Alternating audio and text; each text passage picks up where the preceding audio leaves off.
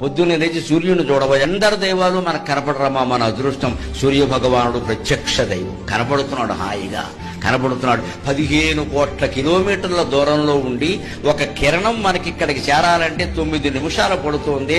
అంత 9 నిమిషాల్లో కొన్ని కోట్ల కిరణాలని భూమండలానికి అందించి భూమండలాన్ని అంతటినీ తేజోవంతం చేస్తున్న సూర్యుడికి ఎన్ని నమస్కారాలు చేస్తే రుణం తీరుతుంది. అందుకే హిందువులు కనిపెట్టిన ఒకే ఒక యోగాభ్యాసం సూర్య నమస్కారం. యువతరం అంతా అది చెయ్యాలి.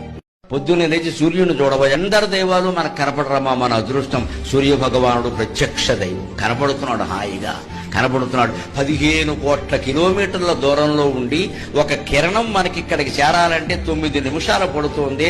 అంత 9 నిమిషాల్లో కొన్ని కోట్ల కిరణాలని భూమండలానికి అందించి భూమండలాన్ని అంతటినీ తేజోవంతం చేస్తున్న సూర్యుడికి ఎన్ని నమస్కారాలు చేస్తే రుణం తీరుతుంది. అందుకే హిందువులు కనిపెట్టిన ఒకే ఒక యోగాభ్యాసం సూర్య నమస్కారం. యువతరం అంతా అది చెయ్యాలి.